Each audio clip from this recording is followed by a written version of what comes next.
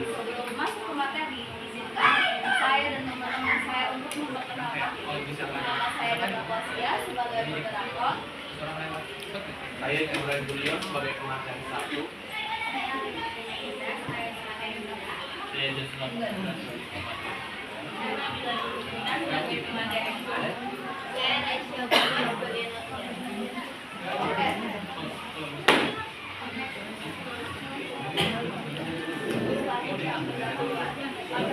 Seringkali manusia menjalani kehidupan mereka berbagai apa yang ingin dicapai dan yang telah dicapai. Namun tanpa disadari bahwa hikmat dunia dapat membuat seseorang perilaku terasa. Ada ikat ditandai dengan timbulnya sikap menunda-nunda, dan lain-lain. Sendiri ada dapat menyadari segala dapat membedakan antara rezeki dan kecelakaan, dapat menghindari sebuah rezeki dan dapat terbiasa.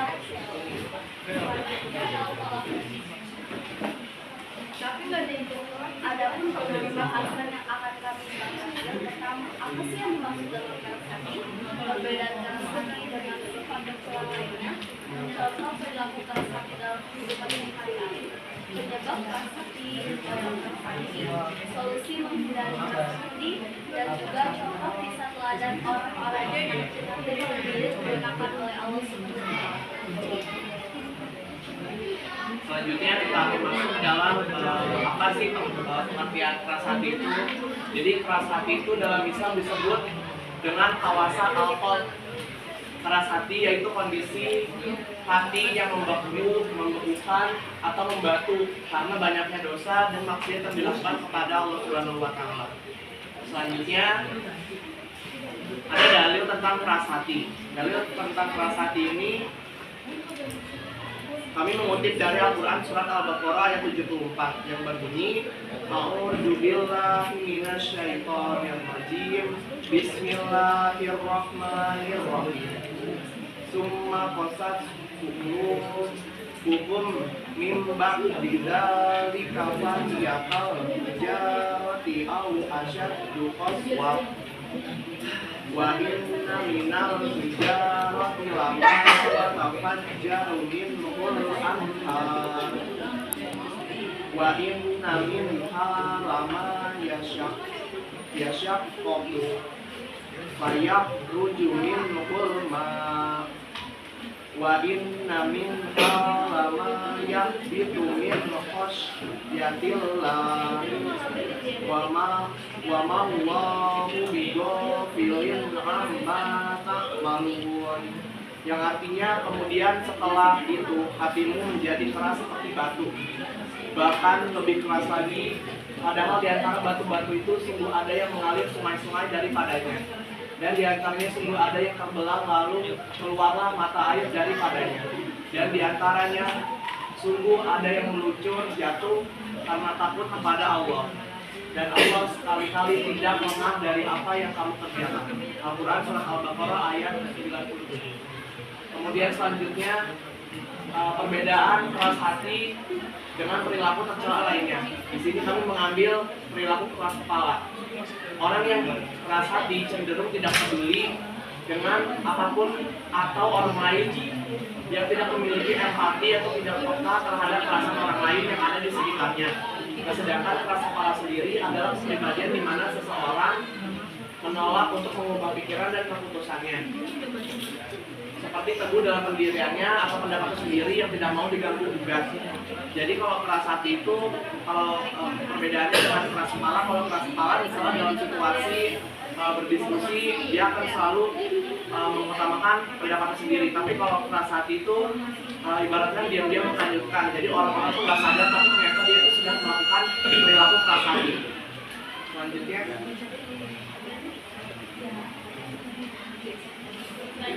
contoh perilaku dari keras hati. Yang pertama itu seseorang yang malas menjalankan ibadah sholat di malam sehari meskipun sudah diingatkan. Yang kedua ada seseorang yang tidak pernah membaca Al-Quran.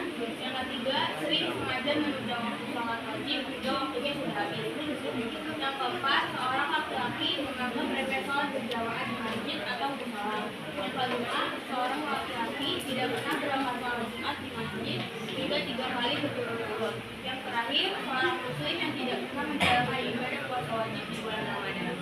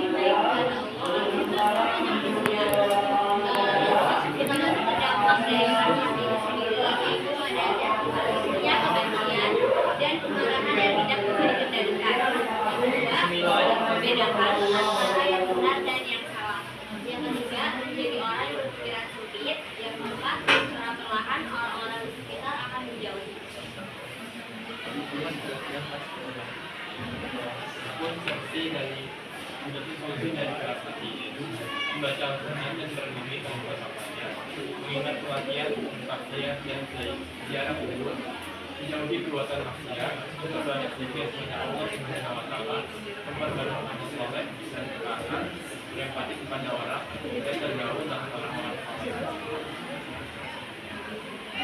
Namun kisah Umar bin Khattab.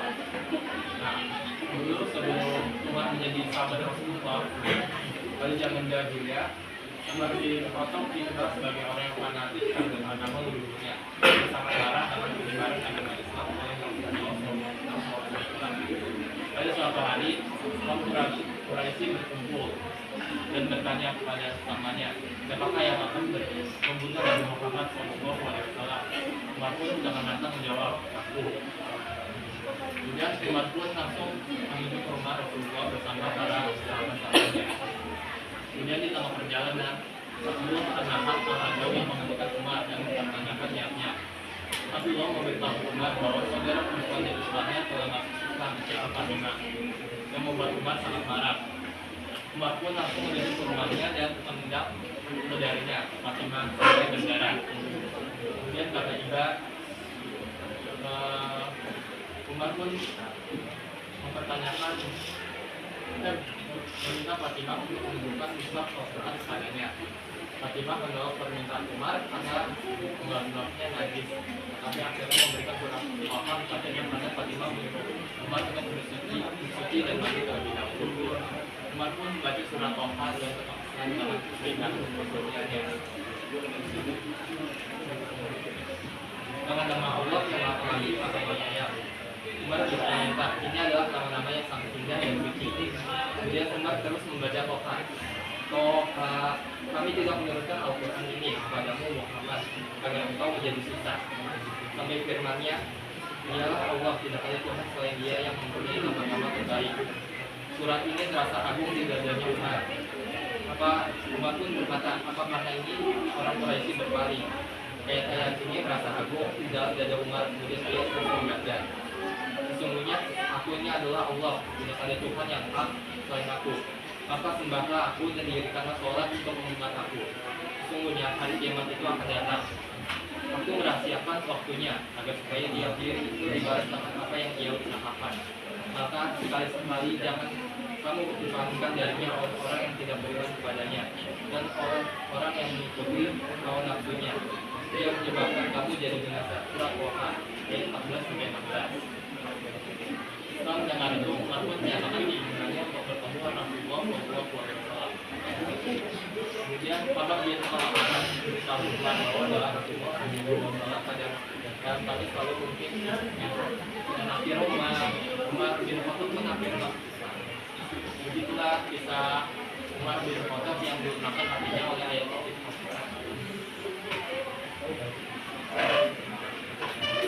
Di sini kami akan membuka sesi tanya jawab. Jika teman-teman ada yang bertanya, silakan.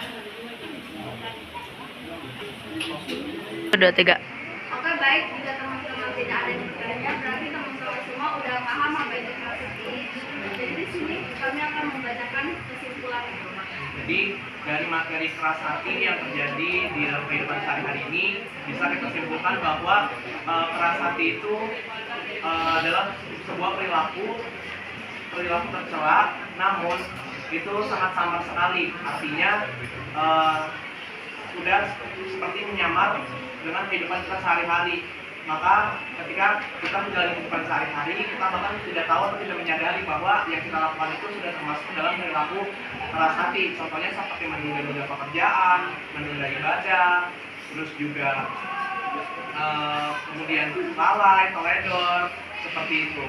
Namun tidak dikhawatirkan, itu sudah termasuk ke dalam perilaku tercela, yaitu prasasti. Baik, kami rasa cukup. Terima kasih untuk teman-teman atas perhatiannya. Kami akhiri. Wassalamualaikum warahmatullahi wabarakatuh.